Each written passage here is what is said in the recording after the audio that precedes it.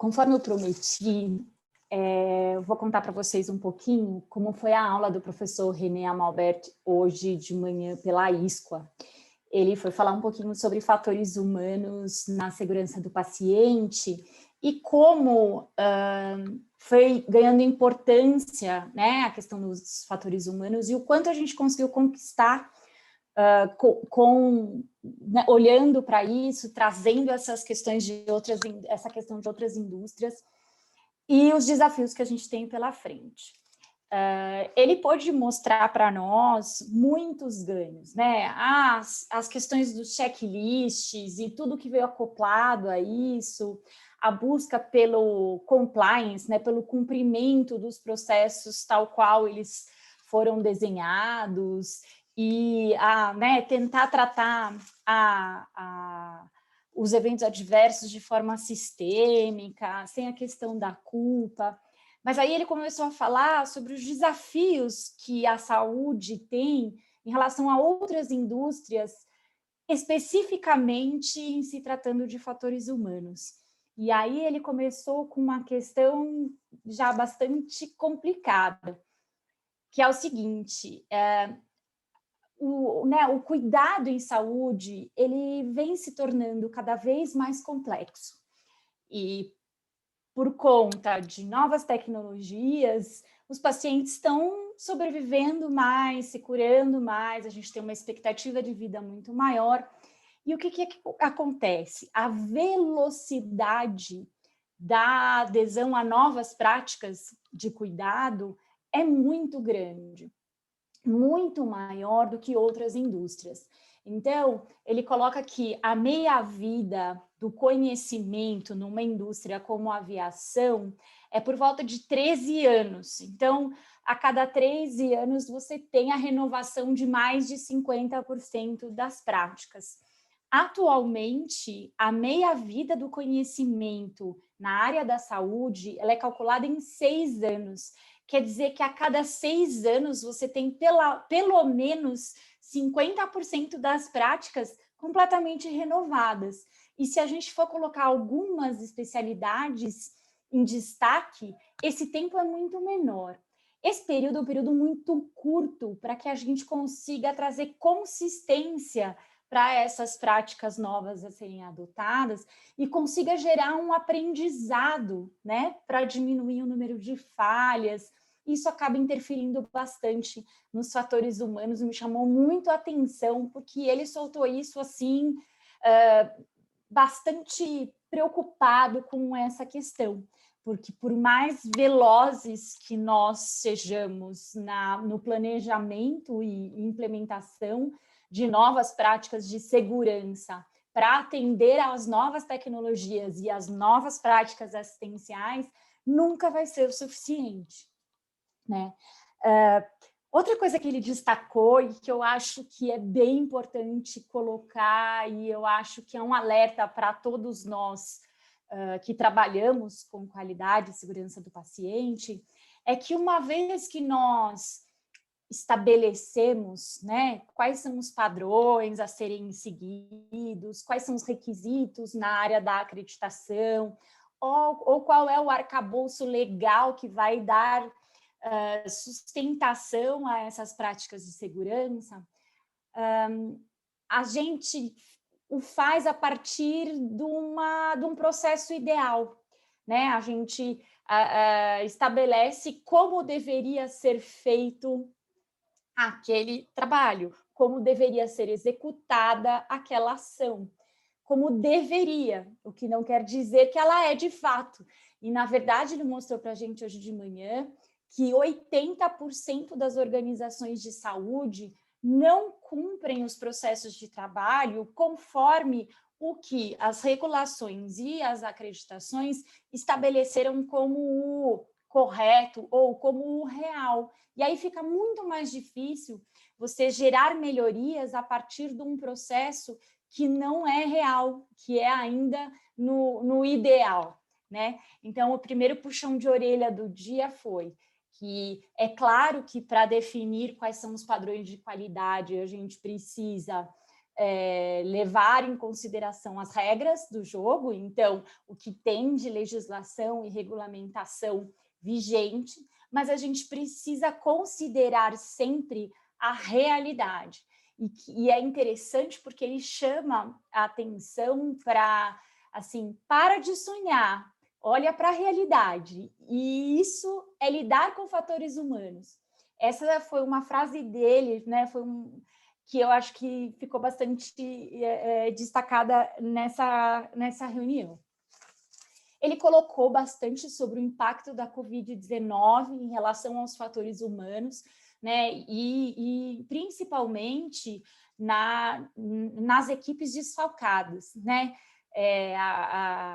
Não adianta a gente querer que os processos sejam cumpridos integralmente, sendo que eu começo já com uma equipe com menos pessoas do que deveriam, do que é o processo ideal, né?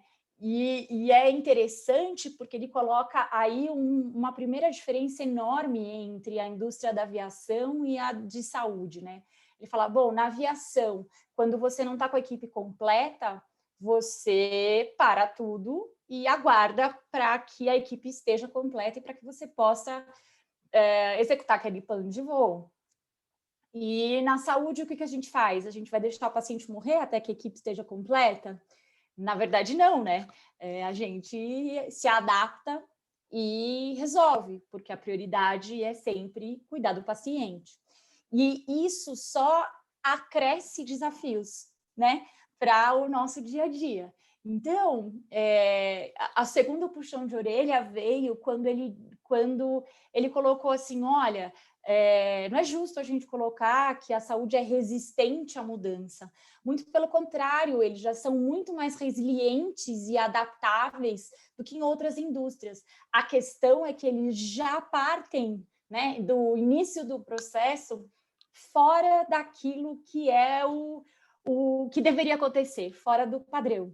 E aí fica muito mais difícil de você conseguir avaliar os benefícios, os malefícios da adoção ou não de determinadas práticas.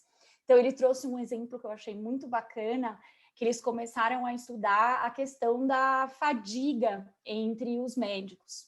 E aí, houve um estudo em que o determinado hospital dava horas de descanso para os seus médicos a partir de tantas horas de plantão. E aí houve uma limitação para a verificação do resultado positivo de lidar com essa questão da fadiga, porque como o número de médicos que ia descansar não era desprezível, ficava no contingente de médicos que continuavam oferecendo assistência para o paciente, era insuficiente. Então, o que acabava acontecendo? Você permitia o médico descansar, mas em contrapartida você deixava o paciente sob uma assistência de menor qualidade ou com menor intensidade do que deveria ter acontecido. Então, ele coloca como na saúde as questões dos fatores humanos são difíceis de planejar, de ver a efetividade e da gente pesar, né, se vale ou não a implementação de cada prática. Então, o que ele sugere? Que a gente sempre considere as questões dos fatores humanos no momento em que a gente está trabalhando com as práticas de segurança, em especial em momentos de crise como na Covid. A pandemia mostrou que o poder de aprendizagem e adaptabilidade gigantesco que os sistemas de saúde possuem, mas apontou questões que a gente precisa ter bastante foco, né? Então, ele destacou, primeiro, que a gente sempre deve planejar considerando a realidade, né? Então, o processo como ele é de fato e não como ele foi pensado.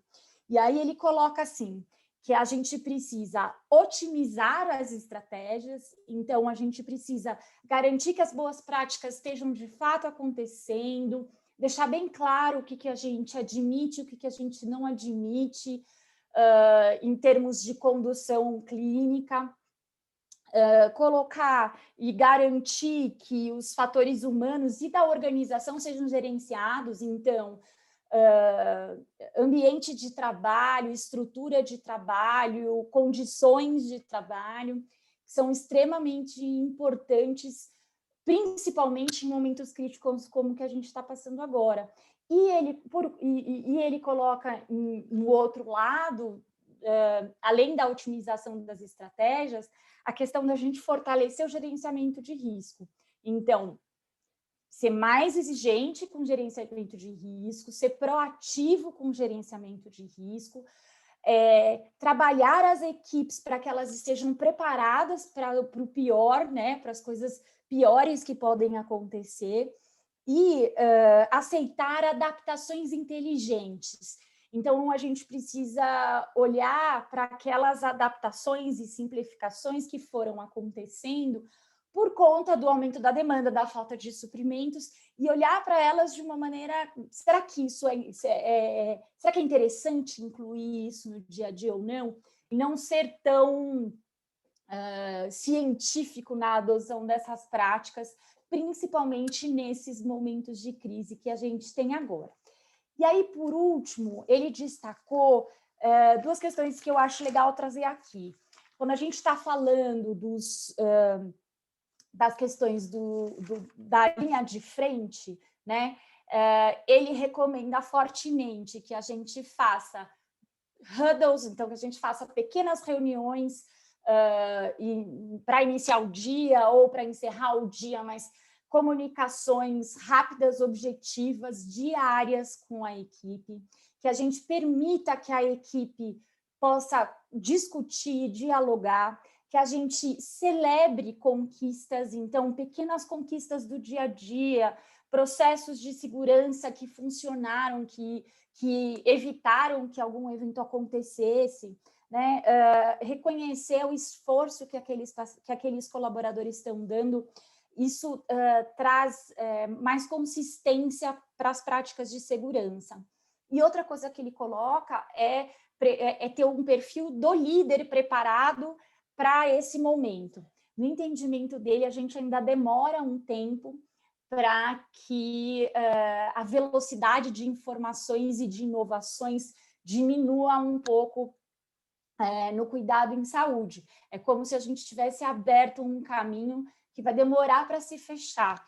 Então, ele vê na figura do líder preparado um grande elo para que as coisas permaneçam na instituição até que a gente tenha conhecimento suficiente para ter a adoção a recomendação de algumas práticas em larga escala, por exemplo, como um checklist de cirurgia segura, ou coisas nesse sentido, né? Outra coisa que ele incentiva é que as equipes na linha de frente saibam identificar riscos eminentes, então, situações de risco muito graves e que tenham autonomia para interferir nessas situações. Já em relação à média gerência, ele fortalece que a gente precisa ensinar o líder a permitir essas adaptações inteligentes, que ele chama, então, essas adequações das equipes, e treinar esse líder para que esse líder traga essa valorização, esse destaque e essa celebração para a equipe em relação às conquistas que vão sendo feitas ao longo do caminho.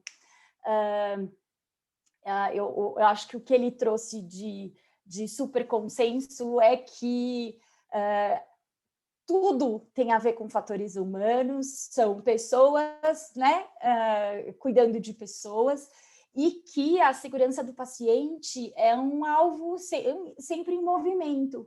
Por quê? Vai depender da complexidade, do tipo de organização de saúde e qual é o modelo, né, de hierarquia e o modelo de gestão que aquela organização tem. A única coisa que é certa é que trabalhar com segurança do paciente já não é mais uma opção, e vocês têm me ouvido falar muito disso aqui, tá bom? Foi uma aula bem bacana e eu acho que sempre que eu tiver uma aula semelhante à que eu tive hoje de manhã, eu vou procurar compartilhar com vocês, porque conhecimento compartilhado é segurança do paciente para todo mundo. Tá bom? Tchau, gente!